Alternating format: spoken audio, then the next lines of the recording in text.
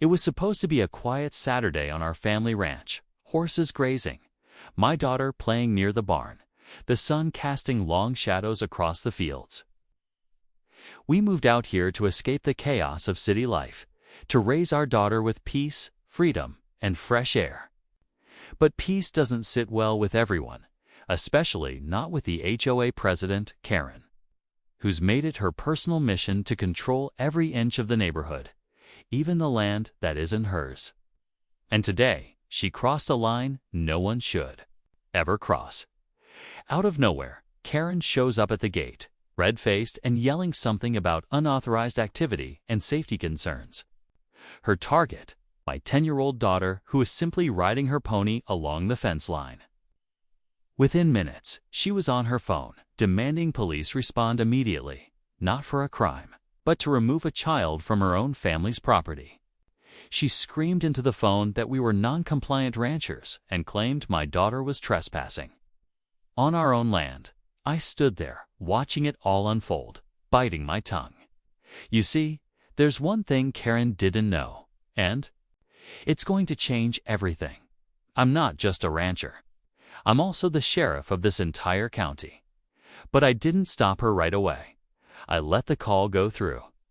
I wanted her to see what happens when you let power and entitlement cloud your judgment.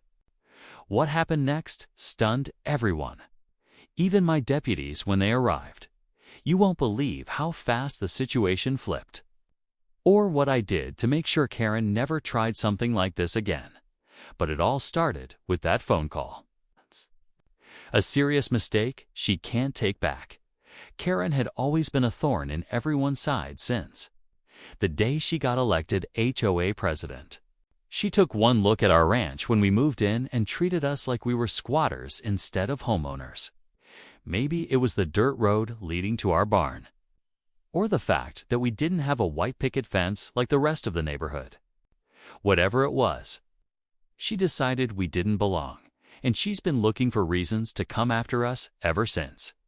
At first, it was petty complaints, noise from the rooster at sunrise, unsightly hay bales stacked too close to the road, even a letter demanding we paint the barn a more neutral tone. We ignored most of it. We figured she'd eventually get bored and move on. But today proved that wasn't going to happen. Today, she came for our daughter. My wife was in the kitchen when Karen rolled up, and I was fixing a broken gate on the south end when I got the call from her. I raced back to the house and got there just in time to see Karen hanging up her phone, with a smug look like she'd just won some sort of war. My daughter stood behind the fence, confused and a little scared. That's when Karen looked at me and said, "Police will be here in 5 minutes. I warned you." What she didn't know is that those 5 minutes would change everything for her, for us, and for the rest of the community. What she also didn't realize was that the officers she'd just called were my team, and I was about to let them walk into a scene they'd never forget. And Karen, she had no clue who she was really dealing with. The squad car rolled up exactly 4 minutes later, sirens off but lights flashing. My daughter clutched my leg, and I kept one arm around her shoulder, trying to stay calm even though my blood was boiling. Karen stood tall at the gate, arms crossed like she was some kind of soliloquy, like she was some kind of hero who just saved the day. She walked up to the deputy before he even stepped out, already rambling about illegal ranch activity, child endangerment, and non-HOA approved structures. Deputy Collins stepped out first. He's worked under me for 5 years. Great guy, solid instincts. But today, he looked confused, even uncomfortable, trying to piece together the situation. He glanced over at me, then back at Karen. "Ma'am, is that the child you called about?" he asked cautiously. Karen didn't miss a beat. "Yes, that's her. She was unsupervised, near livestock, and I have reason to believe this land isn't properly zoned, for she was riding her pony in our field." I finally spoke, my voice steady but cold. On our own private land, Karen turned to me, eyes narrowing. "You have no right to argue. 'Tis HOA jurisdiction, and she was too close to the property line. You don't get to make the rules out here. Collins looked at me again, and something shifted in his face. He took a step back and radioed in quietly. Karen didn't seem to notice. She kept going, talking about code violations and child services like she was preparing for a courtroom battle. Then the second patrol car pulled up. Sergeant Ramirez stepped out. The moment she saw me, her expression changed. Karen finally paused. When Ramirez approached me and asked, loud enough for everyone to hear, "Sheriff, you want us to handle this your way?" That was the moment Karen's smile vanished. But the real surprise was still coming. Karen's eyes darted between Ramirez and me, and I could see her starting to realize she'd made a serious miscalculation. "Wait, Sheriff," she muttered, suddenly unsure. I didn't answer. I didn't need to. The badge on my belt said it all. But even then, Karen wasn't the type to back down. Instead, she doubled down. "I don't care who you are," she snapped, straightening up. "You're still subject to HOA rules. This entire setup is against community guidelines. That barn wasn't approved. That child was unattended.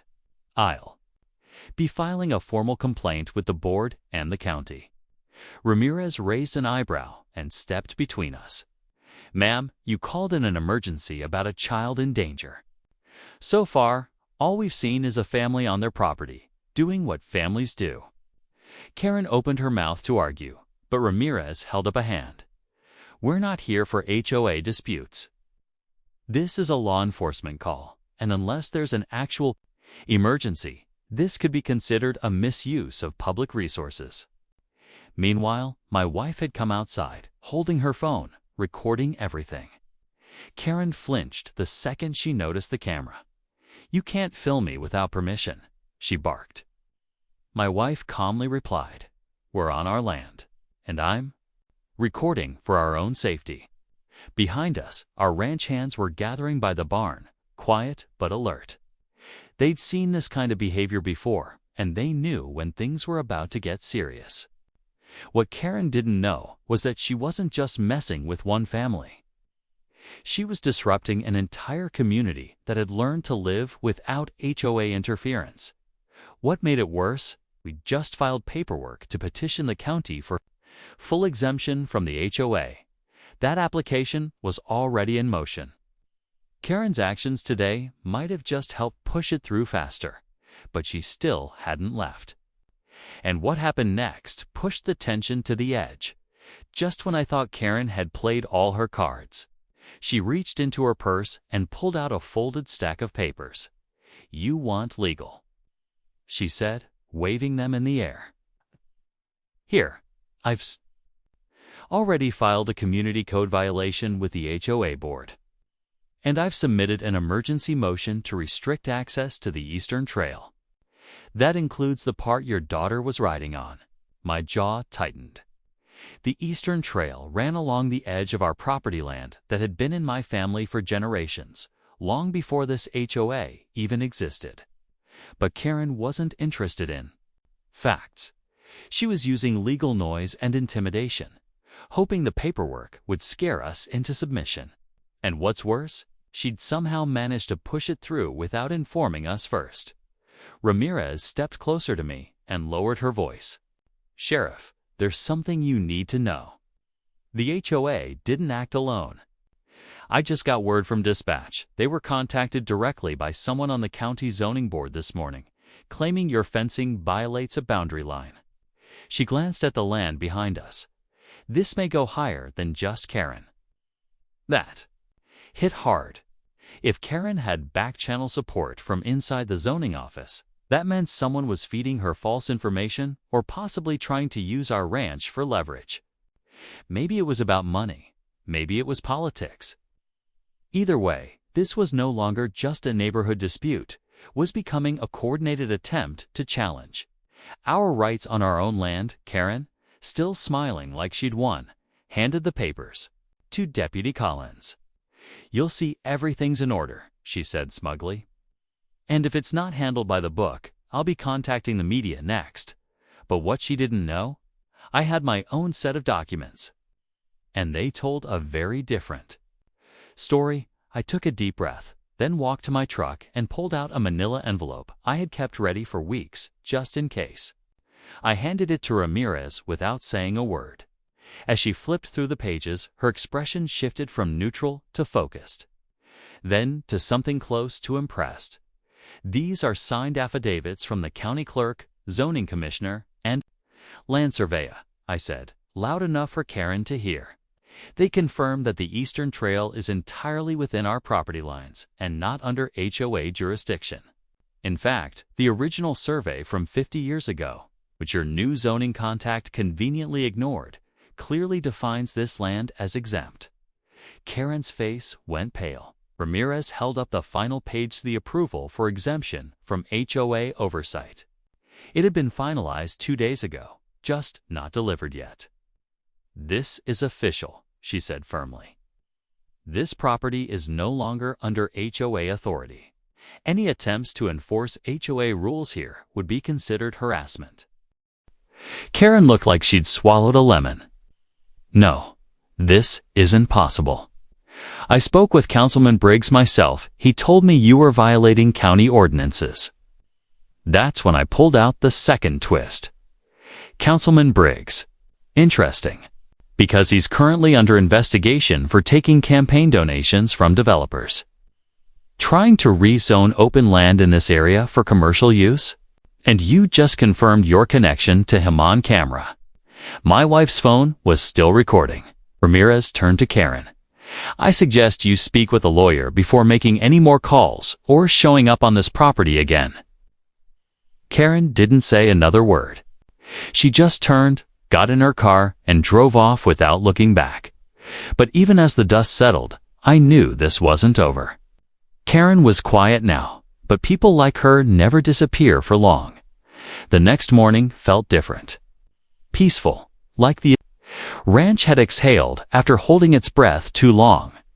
My daughter was back on her pony, riding the Eastern Trail with that same carefree smile that reminded me why we moved out here in the first place. My wife and I sat on the porch, sipping coffee, knowing we'd finally drawn a clear line Karen couldn't cross. Later that week, we got official confirmation from the county our property was now fully exempt from HOA regulations. The investigation into Councilman Briggs made local headlines, and with his influence gone, Karen's grip on the community loosened fast. A few of our neighbors, who'd been quietly supportive all along, came by to thank us for standing up. Turns out, we weren't the only ones dealing with Karen's overreach. We were just the first to push back hard enough to make change. Deputy Collins stopped by too, not in uniform this time, just to check in. You handled that better than I would have, he said, with a half smile. She's not used to people calling her bluff. I nodded. She forgot one thing. You don't mess with a family that knows the law better than you do. It wasn't about power. It was about protecting our daughter, our home, and the simple way of life we chose when we moved out here. The land may be wide open, but our boundaries are firm now. Karen hasn't shown her face since, and maybe that's for the best at the end of the day. This ranch isn't just property, it's our story, our roots, and our future. And no HOA rulebook or angry neighbor will ever take that from us. Sometimes standing your ground is the only way to make sure your voice is truly heard.